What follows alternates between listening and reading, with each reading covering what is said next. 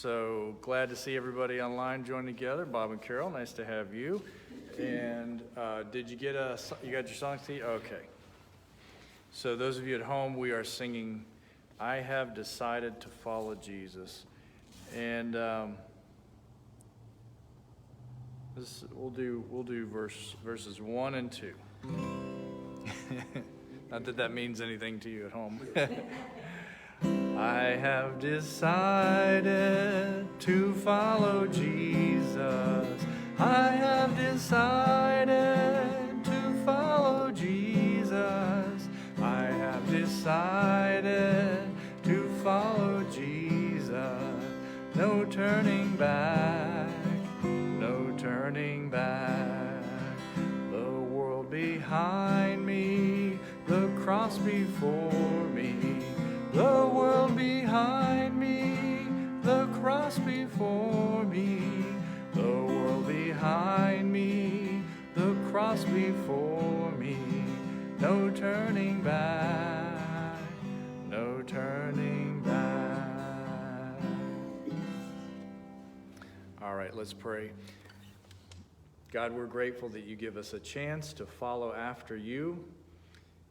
We're grateful that you teach us every step of the way through your words, through your example, through the leading of your Spirit. We ask that as we open your word today, we would find some helpful ways that we can continue to follow you, and that it will all give you glory and give us joy. We're grateful and pray in your name.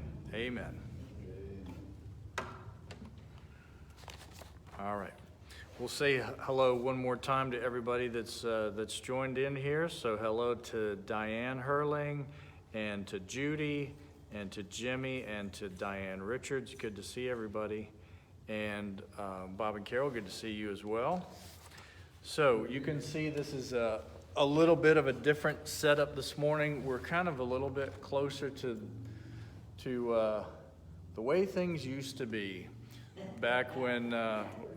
back long time ago when we would just sit in a circle in our Bible study. So we're trying that out with this kind of more simple technology. You won't be able to see, what I'm reading on the screen on your screen, but maybe the simplified version is going to be okay. And Margaret, good to see you, and glad that you're joining us as well. So this is going to be the last Bible study for the next, and then we'll have 7 weeks off, 7 weeks of sabbatical for Bible study. And then the week of the 24th, so it's probably going to be the 26th of August, we'll start right back up and have our Bible study again.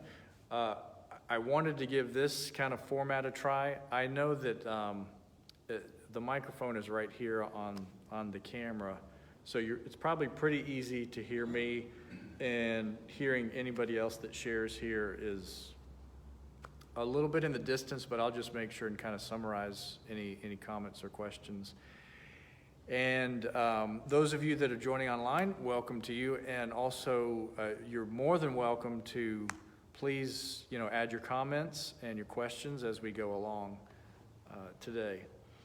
So the Bible studies that have been kind of the topics that we've been looking at the last few weeks, I'm kind of coinciding with what I'm working on for the sermons on the upcoming Sunday. So for the last 2 Sundays, I wanted my last 3 Sundays before sabbatical, I wanted to talk about the 3 most important topics for us as Christians, the 3 most important things for us to keep coming back to and remembering. And so just to kind of recap what we've talked about already, the first Sunday was trust in the Lord. And trusting in the Lord, we pulled from the text in Proverbs, trust in the Lord with all your heart, lean not on your own understanding, in all your ways acknowledge him, and he will make your paths straight, or he will direct your paths.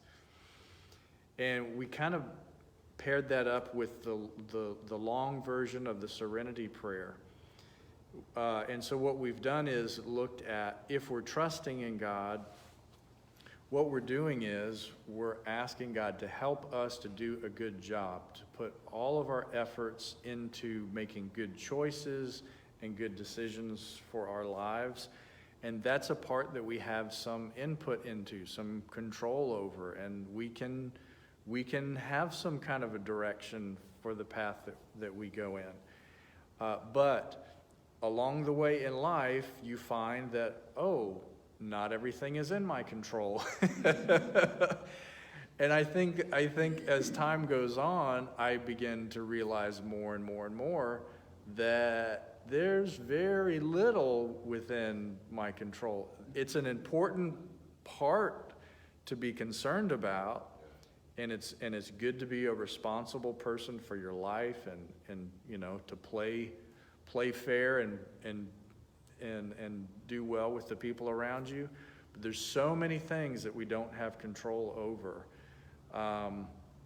I can go and do my aerobic exercise and get my heart in good shape, but I don't have a lot of say-so into when the next beat is coming. That's not up to me. I mean, I can do my part, and I can have, strengthen those heart muscles, but outside of that, it may, at some point, we all have our last beat. And how many beats we get is that's not in our control. So that's where we have to trust in God. Even with our breathing, you can hold your breath. You can hold your breath until you pass out. It's something that, when you're in middle school, it seems like that's the whole thing, is you try to make each other pass out. That was a big thing. And so you can stop your own breathing, or stop the breathing, help stop the breathing of somebody else, but lo and behold, as soon as you pass out, you start breathing again. Unless you don't, which is, we won't go there. But the number of breaths you have, you can choose to breathe faster or slower. You can do that. But at some point, we've got a number of breaths, and at some point, we'll breathe our last. Not something we talk, death is not something we talk about all the time. It's in the forefront of my mind, because it's something that we've experienced close to home in our church very recently with some people that we loved. So trusting in God, we're trusting in God for our life. We're trusting in God for the sun to come up, for the world to keep spinning, for all of the things that have been put into place. When you plant a seed, it's up to God. We can fertilize and we can help to water and all that, but trusting in God is huge. And if we can learn to trust in God, something that comes along with that is peace. And there's nothing better than living life in peace. Even though you have your ups and downs, if you can be at peace in your heart because we trust in God, then it will make a world of difference. If there is no one else that you trust in the world except for yourself, you can choose to live life that way. It's a heavy, heavy burden to carry, and you're probably going to end up doing worse off for yourself and for people around you if that's the way that you choose. Speaking of funerals, it's not uncommon for people in the last generation or two or three to choose the song to be played at their funeral, "I Did It My Way." And it's a powerful anthem for a way to live life.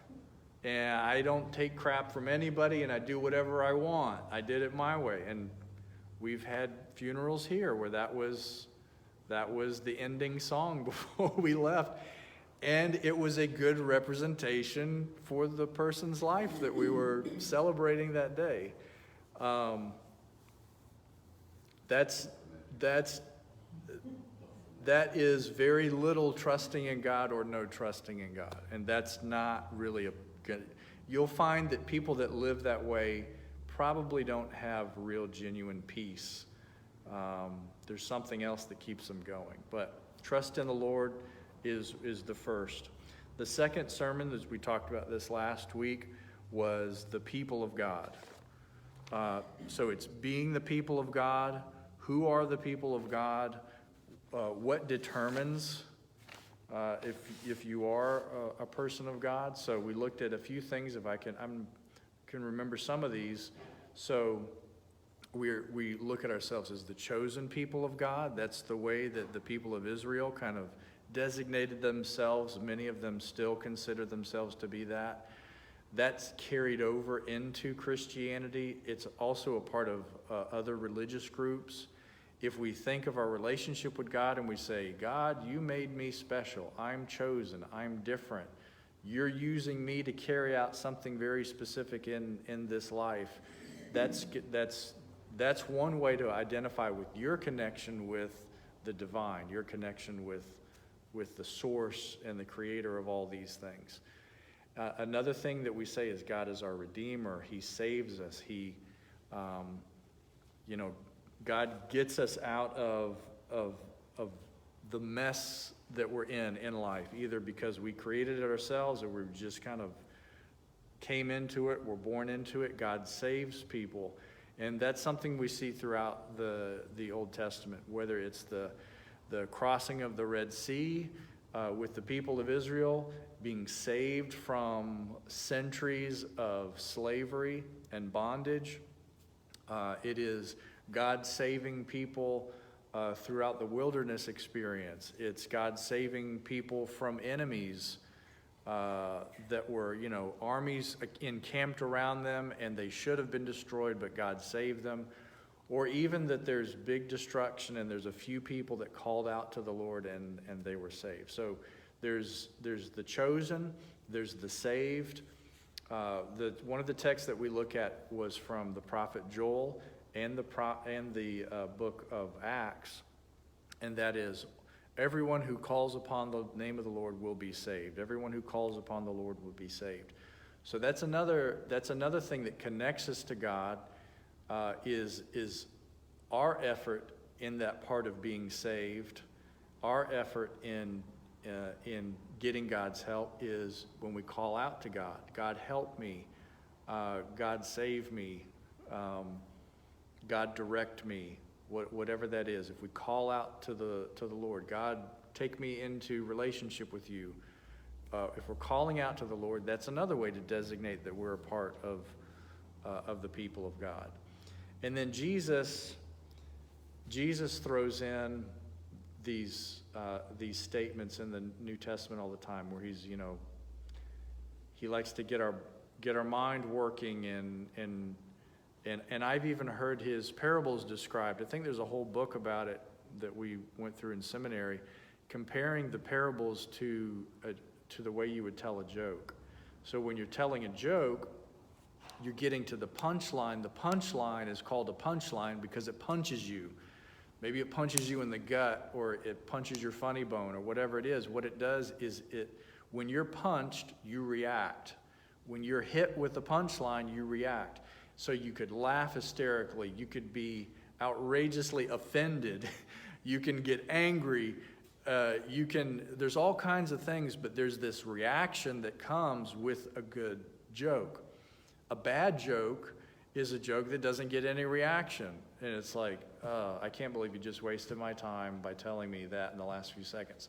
And that's a bad joke. A good joke is something that creates this reaction. That's what parables are. Jesus was telling this thing, and it would hit people. And it would make them happy. It would make them laugh. It would make them excited. It would make them really angry. It would do all kinds of things. So one of the parables, or one of the statements that Jesus makes to all these people that are following him, is he says, in that day, which is kind of in that time when it all comes down to it, whether we call that judgment day or the moment of reckoning or whatever it is, he says, in that day, those who call me, not all those who say, Lord, Lord, will enter the kingdom of heaven. So it's interesting. I found it interesting to hold those two texts side by side. Everyone who calls upon the name of the Lord will be saved. And then he's like, everyone who calls on the name of the Lord will not enter the kingdom of heaven. And so what he goes into saying is he's saying, if you're doing the will of the Father, and if the Father knows you and you know the Father, so what he's pushing people toward is an intimate and responsible relationship. So so what he's saying is, if you call on the name of the Lord, but you're not doing the will of God. So if you're asking God to help you out, but then you're turning around and you're taking advantage of that, or you continue to do destructive things to yourself and to other people, it's kind of like God's like, I can't help you. You're not even giving me the opportunity to help you, because you're completely going in the other direction. You know, if we say, God help me, God's like, okay, great, I'll help you. Come follow me. And we're like, no, I'm good. I got it. I got it. If you could just help me while I go that way. God's like, no, if you want me to help you, we do this together. This is the path that we go on together. And when we go on this path together, we are doing my will together. I'm showing you what my will is. You're imitating me. You're following after me. It's not, you can't have your cake and eat it too. You can't be like, God, I want you in my life. I want to trust you. I want to surrender to you. And I'll do that real soon. Let me get back to you. Or yes. Another parable Jesus uses is of the two sons. The one son says, yes, I'm with you. I'll do what you ask. And then it turns around, he doesn't do anything. The other son says, no, I'm okay. I don't want to follow you. But then he turns around and does what God asks. So there's the part that we play in when we call out to God. It is making this effort to follow after the will of God and to know God and to trust God. So that's another way that we enter into relationship with God. So the question is, where do you see yourself entering into relationship with God and maintaining a relationship with God, and at the end of the day becoming the people of God? So trusting in God and being the people of God. Those are the two things we've talked about already, and I'm kind of working in my head on what to do for the third one. And this has to do, I think, mostly to do with what it means to do life, what it means to live this life that we're given. What is this thing for? And what is it? You know, we talk about the will of God. Well, you can look at the will of God as, don't kill, don't steal, don't lie. Okay, those are good guidelines, but then what do I do with all the rest of my time? Those are all kind of like parameters. And sometimes God does give us the thou shalt not parameters, but then there are other parts where God is saying, this is what you should do. You should love one another. You should care for one another. And you should be, a responsible person in life. So what does it mean to be human? And what does it mean to have the gift of life that God has given to you? What do we do with it? What do we do with our time here? And, that is, I don't know, that's the big question. That's up there. It may or may not be the same thing, but that's kind of like a meaning of life kind of a question. So I'm going to do like I did last time. I'm going to go ahead and throw that question out to you guys for us to get started. Okay.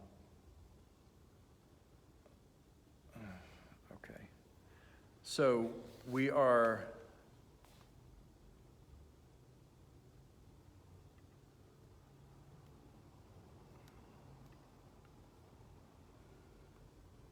I am looking to you guys at home online. If you'd like to go ahead and put in a comment, I welcome those.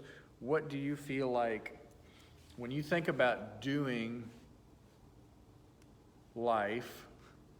What is that all about? That's something that we have to figure out for ourselves. That's something we kind of need to, I guess, in some way pass on to our kids to kind of give them a head start. So what do you think? I'll give you guys a few seconds to kind of meditate on it and think about it, and you can feel free to jump in at any time.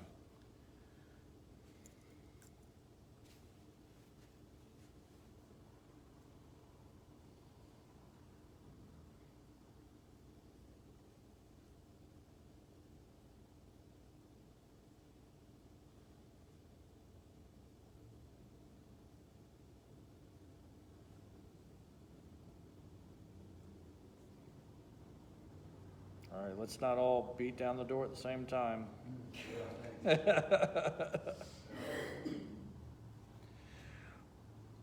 Well, I'll go ahead and I'm going to keep the floor open and just kind of share with you what I'm working on so far. So I think a big part of living life is the discovery. It's the discovering process.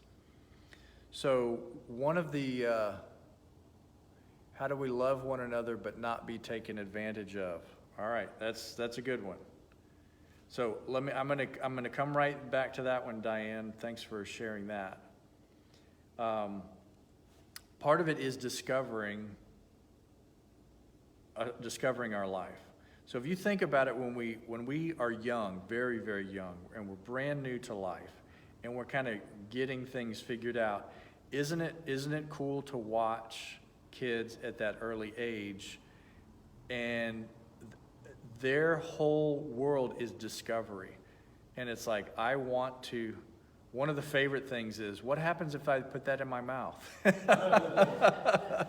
It's a way of discovery. It's like, we have all these, not only can we get the sensation of what it feels like physically, like you can with your fingers, but if you put it in your mouth, it can taste too. And sometimes you discover through the process of elimination, there are some things that taste good and there are some things that taste bad. There's a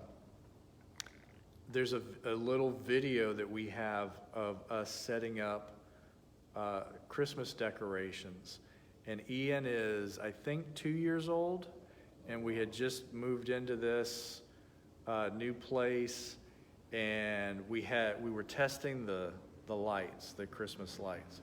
So we had them plugged in with a string of lights on the floor. As soon as we plugged them in, you see Ian reach down for one of the lights and starts to put it in his mouth. And you hear Suli say, no, no, no, no, no. And she grabs it real quick before he puts it in his mouth. But it's one of those moments, those few seconds are just so funny to watch over and over again. It's like light goes on, literally light goes on, then light goes on in little head. And then he's like, I wonder what this light tastes like. And, of course, as those of us who've been around for a while, because we've discovered things like what electricity does to you when you touch it, especially with your tongue. That's one way to test it. You can test the little battery to see if it's still got juice in it or not. But that in the discovery, we get to a place where not only do we know it, but we've got a reaction to it. And so the mom that's been there for many more years than the child jumps right into action. But the mom was that age at some point in life herself and may have done something just as silly. So that is, it is discovering. So it's discovering the senses. What can I touch and what can I taste and what can I see? We again, around the same age, we took Ian to Disney World. Now, I think he was even younger. I think he was a year and a half when we took him to Disney World for the first time, which he can't remember one single thing. But one of the things we really enjoyed was at night, maybe Ian has a thing with lights. So at night when we were pushing the stroller around and all of the lights in the trees and just to watch those eyes look around at how different it looked at nighttime than it did in the day, We are discovering. So that's a big part of life. And that can continue for the entire time that we live, if we allow it to. I think one of the things that we do is once we kind of figure something out, we may get to the point where we have enough figured out that we can manage. We can kind of continue to get through with this. Not everybody keeps that curiosity and sense of discovery alive as they get older in life. The ones that do tend to be the ones that you see are really vibrant and excited and things like that. I think about Elaine in our church, and Elaine has this curiosity.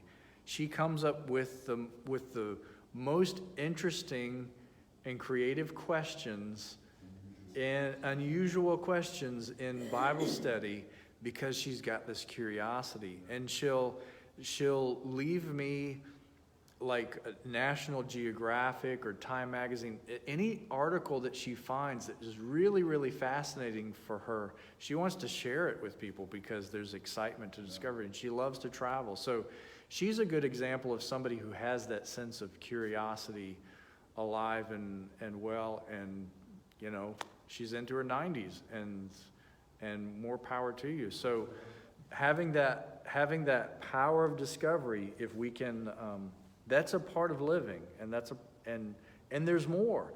Look at the way that we as human beings collectively have made discoveries and shared discoveries with each other.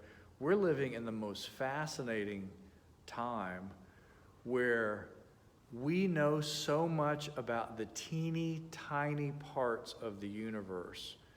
Back in the day when there was a pandemic, I mean, hey, there's a sickness going around, don't get sick. And maybe people would, they would bleed themselves, they would like use smoke to cover a room, maybe they would cover their faces. Maybe they would go to the church and pray. Maybe they would try to find a scapegoat and burn them at the stake. So that's very different from the way that we're looking at it now. Now we want to know, tell us about the cells. Tell us about the DNA. The DNA thing is just a few generations old in terms of it really being well known. And this is the first time that we're using vaccines that are based in a totally different type of technology that has to do with the minor parts of DNA. And the fact that we know what's going on in this world that we cannot see outside of having this technology of powerful microscopes and things like that, that's amazing, and that's fascinating, and it's that fortunately that curiosity stays alive in so many people, so we can discover more about that. And then we've got the other end of the spectrum where we're discovering the far reaches of the universe and how far away the next star is, and we calculate by light and color how far away something is, and we can designate whether something is a planet or not. Now we're looking at maybe we can live somewhere out there one day, but that's all a part of discovery. I'll segue into Diane's comment. How do we love one another but not be taken advantage of? That's an awesome question, Diane, and that is right at the heart and core of something that is important for us as human beings is relationships with one another. And that's so powerful that we have verses in the scriptures that say God is love. Love is an emotion and a description of the relationship that we have between each other and with God. And for us to say that God is that connection and emotion, God is that connecting power between us in between him, that is a huge part of life. And many would say that's the meaning of life. What's the meaning of life? It's love. And, that was big in the 60s and 70s, where there was this kind of love revitalization where people are like, love is the answer. And if we can just get that right and make that a priority, then the other parts of our relationship problems will fall into place. If we love people, it's much easier to forgive people when we love people. And if we love people, we can recognize each other's talents, and we can form teams of people that have varieties of insights and contributions to life. That's really what family is all about, is you get these people coming together that are very different from one another. Anytime that you meet a couple that's married, it's if you find a couple that's married and those two people are exactly alike, that would be something you would put like in a Ripley's museum of Believe It or Not, because it just does not happen. We're attracted to people that have similarities to us, but are in big ways very, very different from us. But look at the advantage of that. That means all of my blind spots, now I have a second set of eyes to see the things I can't see. All the things that I can do, now I can share it with somebody who might not be able to do it. So we complement one another, and love is the basis of that. And so that is a huge part of what it means to be alive and to be a person. So Diane, I would say, I think the second part of your statement there, that's one of the parts of discovery that we have to make in our love with one another. So love is something that is not easy. There is a part of love that is easy. For example, two of the more powerful ways that we experience love. One is with children. I was talking with someone earlier today. There is something that just comes alive in us when we have children, and it's a type of love that is just like you can't really even put words into it until you experience it. And that love, it's not hard in the sense that you don't have to make it happen. You don't have to put any effort into it. It just comes out. The other parts of parenting are not easy. Most of parenting is not easy, but the love coming out of us part, that's an easy thing. Usually when, if you end up marrying somebody, many people have that love at first sight story, or some type of a story where as soon as they met, as soon as they started talking to the person, something just turned on. Something just came out of nowhere and came alive, and that's a big part of love. That's easy. We don't even do anything for that. We just kind of allow it to happen. Maybe we just, our only choosing is whether we choose to suppress it or not. But, it's going to be there when we, and this is not just with married couples. This is like it happens with best friends. You have a best friend and you just click. You just automatically and easily have this love. Now, maintaining relationships is something else. That part is not easy. That's where the rubber meets the road. That's where you're both in the long haul. And when I meet with married couples who are getting ready to take the plunge or put on the ball and chain, whatever you want to call it, when two people are getting ready to make this commitment, this long-term commitment to one another, usually what we do in a premarital counseling is we talk about these are some realities that need to be a part of your ongoing discussion with one another. There are some parts of life that, hey, guess what? At some point in time, you've probably figured it out already, you're not always going to agree on something. So how do you work through the process of coming to some kind of an agreement or a compromise in your relationship. My dad used to say when he was doing premarital counseling with people, he would ask them if they're good at fighting, or if they're good at disagreeing with one another. Because there's a good way to do it and there's a really bad way to do it. You know, if somebody disagrees with you and you just slap them upside the head, that's not going to get you into like a good, long-term, healthy relationship, because that does not help. That hurts. What we do is we listen to one another. We talk about the pros and the cons. We talk about what I can live with, what you can live with. And we usually reach some kind of a place where we say, well, I'm going to do it your way this time, and we'll do it my way next time. Or you say, let's do 50-50, or you may have some other kind of a split in your relationship. Maybe you have a 70-30 or something. Whatever kind of, if you can come to an agreement that you both can live with and are happy with, you have succeeded. As long as those things can, in the long term, keep everybody happy and not have one person or the other turn bitter. So working through relationships is difficult. The other realities that we share are, you know, we have different backgrounds that we have to adapt to or learn about. There's like whole chapters on in-laws. So, you know, how do we live with the family that is now becoming our family? How do we deal with finances? How do we deal with intimacy? How do we deal with religion? All of those are things that you're going to need, that love that sprung so easily at the beginning of your relationship. You're going to need that as a part of the mix. And then you're also going to need understanding and trust and respect. And so that's the building up of love.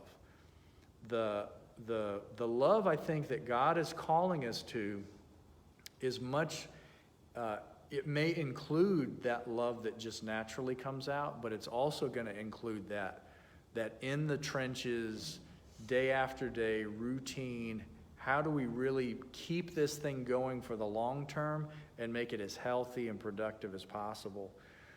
And in the middle of that, Diane says, but how do we not be taken advantage of? So, in relationships, one thing that's important, no matter what kind of relationship it is establishing expectations and boundaries is very, very important. And some people never enter into those kind of conversations about expectations and boundaries. And in order to really make it work, it's really good for you to talk about expectations and boundaries.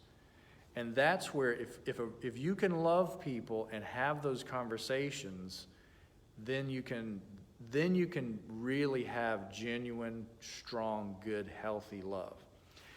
If a person that you share love with is not willing to enter into a conversation about expectations and boundaries, you're not going to be able to go very far. And if you continue in a relationship with someone without talking about those things, then those things can end in very sour, and it can even turn the love into hate, or it can turn the love into indifference. Because when we're bringing ourselves into relationships, we have to share more and more of ourselves. So expectations would be as simple as, when I'm entering into this relationship with you, and mostly we're looking at these, well, this goes for all relationships. Some of the expectations may be, we're not going to hit each other. Now that sounds silly that you even have to talk about that, but the funny example that I have is just from last week with my brother and his family visiting. Is you know, they're a little on the younger side, and they had to have one of those hitting conversations. And it's like, as you're growing up, you have to learn we don't use physical violence to to fix the problems in our relationship. That's an expectation and an agreement that should be entered into. Think of how many couples or how many good friends could, maybe it's just so uncomfortable even to bring it up at the beginning. If you're starting a relationship and you say, oh, by the way, can we just put this out front on the table? Can we agree not to hit each other? You know, and maybe that offends somebody. How dare you even say that? But you know what? If somebody does get offended at that, maybe that's not a person that you want to continue in this relationship with. If you can't simply talk about something that simple. So laying those expectations out. Another big one is, and it's not just something that should be in vows or anything like that. When you lay it out, when you start a relationship, you just say, can we agree to be honest with each other? And that sounds silly, and it sounds like, well, we shouldn't even have to say that. If you don't say it at some point in time, it probably will come up, because in a conversation, we might say, I don't think you were being honest with me. Or you could say, it's not that you lied to me, but you held back vital information. And it's like, well, I didn't want to give you too much to deal with. It's tricky. One of the things, like in premarital counseling, we talk about is you do want to be honest with each other, and you do want to be transparent. You don't want to withhold information. However, there are things like, if you're going to talk about your former relationships with other people. Now, some of those things you can bring into this new relationship, and it can be helpful information, and it can be good. There's other information that you can probably withhold that stuff and just keep it to yourself, and maybe it's better. There are just some intimate details about your past experiences. You don't have to share everything with everybody. So that's where the boundary comes in, is that you might have an expectation of honesty, but you also need to have a boundary of, you are not going to be 100% vulnerable in sharing every thought and every experience and every emotion and everything all the time with one person. It's too much. And so knowing that boundary of what we do share and what we don't share. We see this with parents and children. There are some things about parents' experiences that you don't need to share with your kids. Or if you do share them, you share them at the appropriate time. Somebody, maybe they need to be 18 years old before you share a certain life experience with them, and you don't have to share it when they're like 5 or 6 years old. You know what I'm saying? So knowing the boundaries of what's going to be healthy for this relationship is important. So I'd say, Diane, the big thing in not taking advantage of is having conversations about expectations and having conversations about boundaries. Some people we need to talk about. Some people you may need to have that discussion of, how much time are we going to spend together?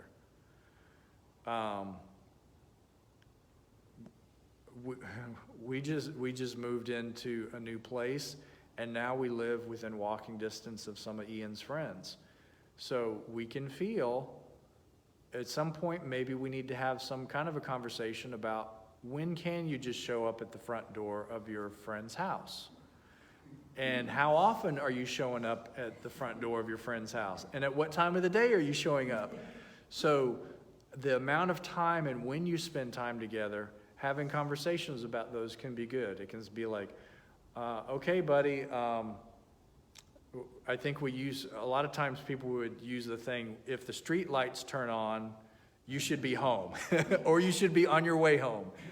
And if it's really dark outside and you're not at home, that you've crossed the line, you've crossed the boundary.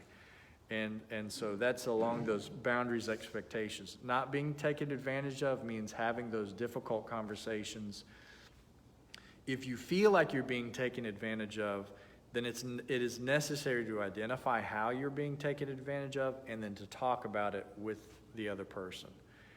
And if they're not willing to enter into that conversation, then you have every right to say, until we can have that conversation, I'm going to back up a little bit, or I'm going to back up a lot, and I'm not going to share a deep relationship with you until we can talk about it. We can maybe we can be, friends or acquaintances, or that kind of a thing.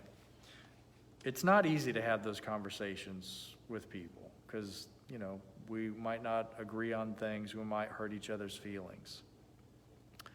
All right, Margaret, are there books that you recommend? I like the Languages of Love series. What do you like? I agree, Margaret, the Language of Love series of books, and I can't remember the author's name, those are really good. And that helps you to understand the nature of your relationship, and it helps you to nurture your love in relationships with other people. So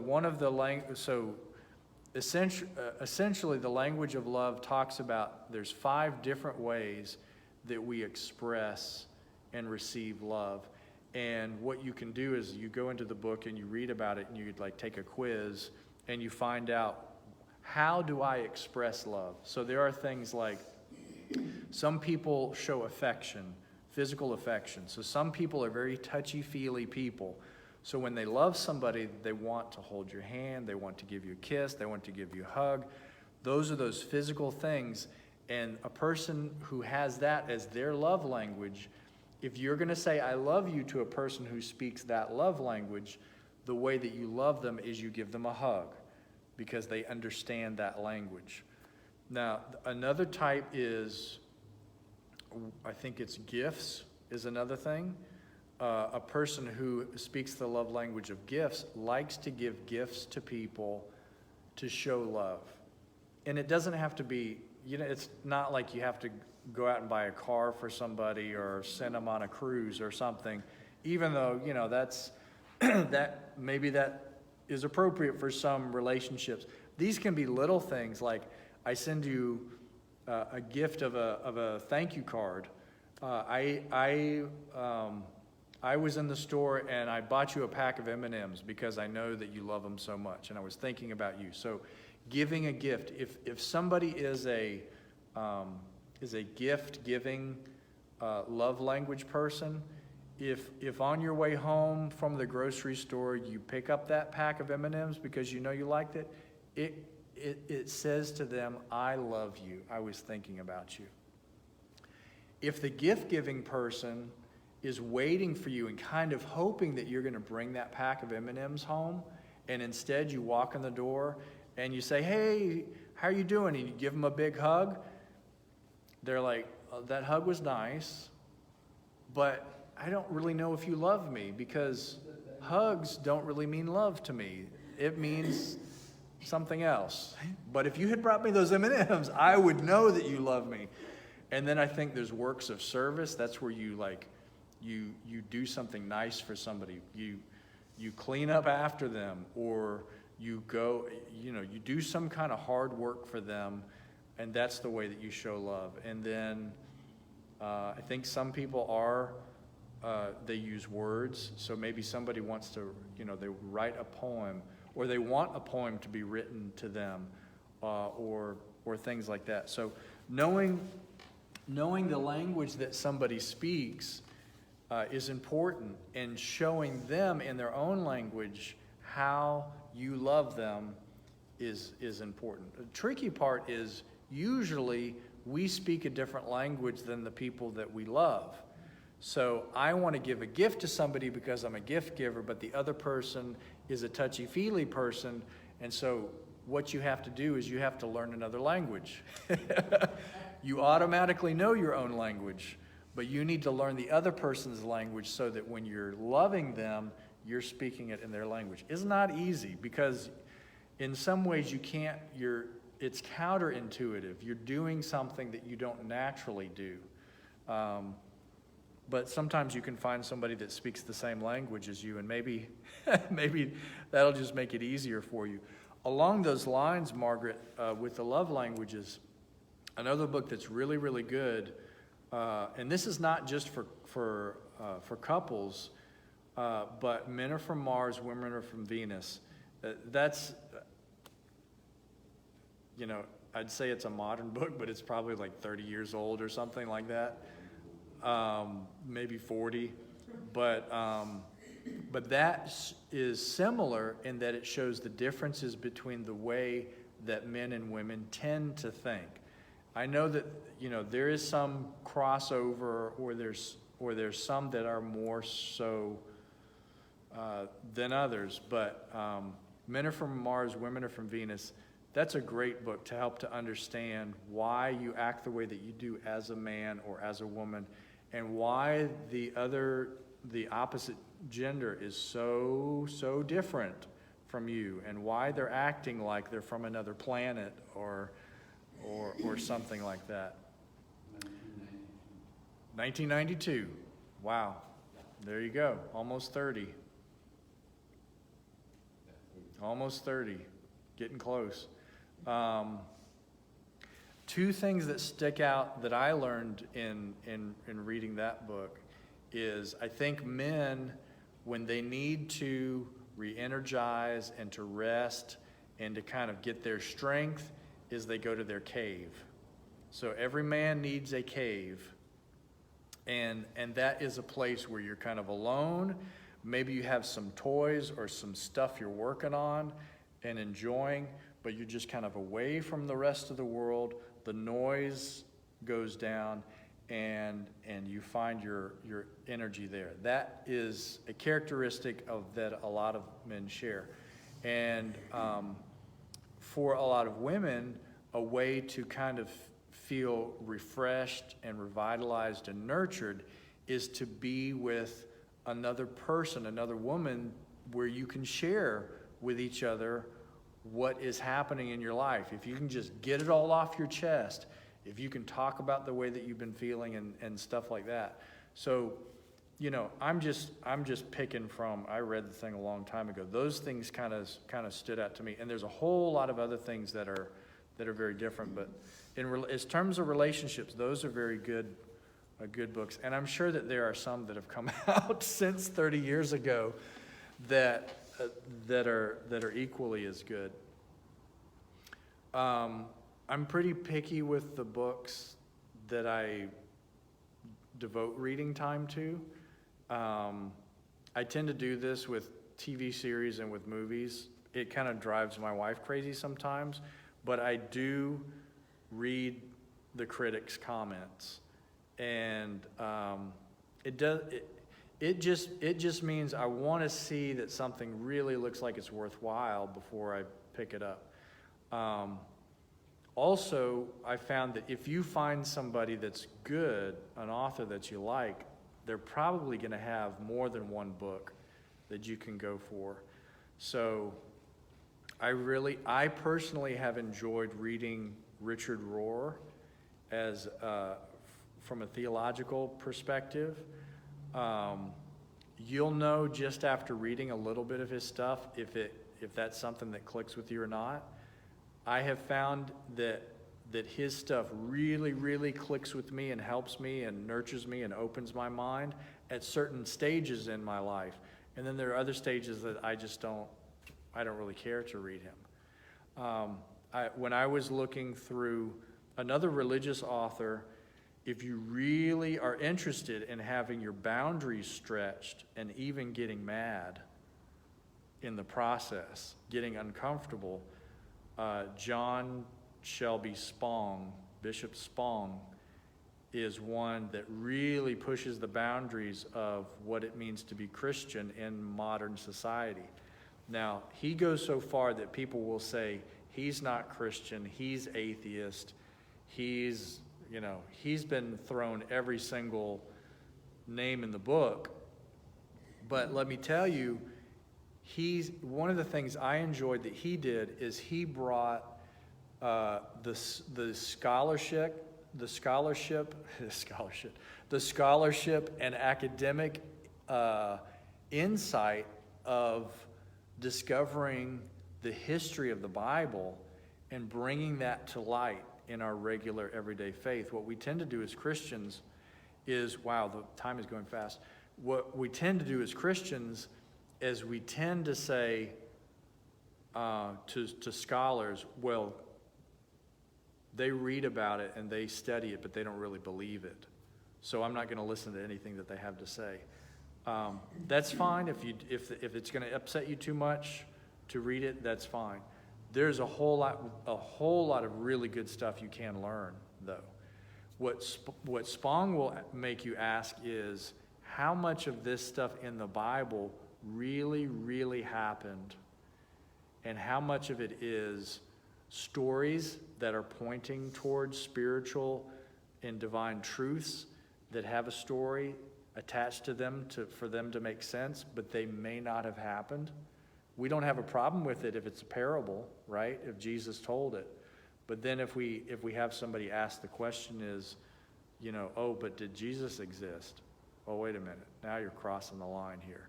So, he gets into those tough questions, and that's another one.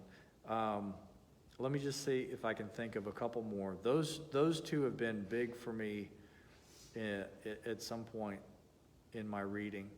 One of the really good books, I think it's Albert Nolan, wrote about the kingdom of God, and I really enjoyed reading his stuff. If you want to go just straight modern day philosopher, Ken Wilbur is somebody that is super, super hard to read, but he's got some fascinating insights, basically saying if we could take all of the knowledge that we have on record, all of the human knowledge that we have on record, we can see how it has evolved and grown and over the years. And we can kind of map different levels of growth in all these different aspects of biology, psychology, religion, spirituality, all of that kind of thing. He's fascinating. All right. Well, I'll stop there. Discussing expectations and boundaries is very difficult. Yes, you're right. And yes, sharing more of ourselves is not always an expectation. That's right. You need to know how much that you're going to share with people. Gary Chapman is the author, so that's going to be the love language series. Very good. And Judy says, and she's enjoying Bible study today. Thank you, Judy. So that's kind of, I just want to let you know, that's kind of where my head is at, looking at what does it mean to be human? What does it mean to be alive? Discovering life around us and entering into relationships with each other. Those are two huge things that you could spend a lifetime working on because that's what it's for.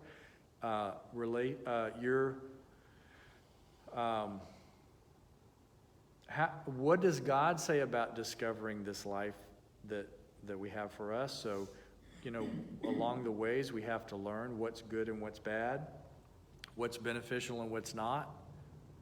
One of the texts that keeps coming back to me recently is, I think it's the Apostle Paul. He says, all things are permissible, but not all things are beneficial. So that's a powerful statement to the freedom that we're given in this life.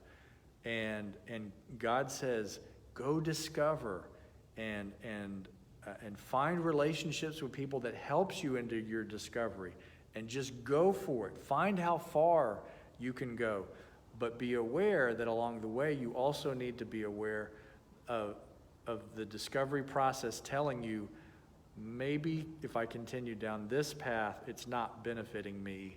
It's not benefiting the people around me. Going back to the 60s and 70s, love was the answer. Yes, I agree. Now, And then in the 60s and 70s, people were like, let's see how far this love thing can go. So then it becomes like, what's free love all about? Why do I have to have boundaries in my love? And people explored that, and people willingly, as couples, as groups of people, explored how far can we really be vulnerable with each other and share our lives with each other. And the thing that came out of that was, if you'll notice, there were a lot of communes that popped up in the 60s and 70s. There's not a lot of communes around today, because I think what people discovered along the way is that, oh, I guess I do need some boundaries, and I do need to talk about expectations, and I don't have to share every single thing with everybody. We can kind of pick and choose along the way. So that would be an example of all things are permissible, but at some point it's not beneficial. It turns the other way. So figuring that out is important. So looking forward to sharing with you on Sunday. I know we've talked a lot of Bible today. We've kind of talked from memory what those verses are. I always do try to share as much scripture as I can in the sermon, so we'll probably have some more that we didn't talk about today. And let's go ahead and wrap our time up. It has arrived. Send us out in the power of your Spirit, Lord. May our lives bring Jesus to the world. May each thought and word bring glory to your name. Send us out in your Spirit, Lord, we pray. Send us out in the power of your Spirit, Lord. May our lives bring Jesus to the world.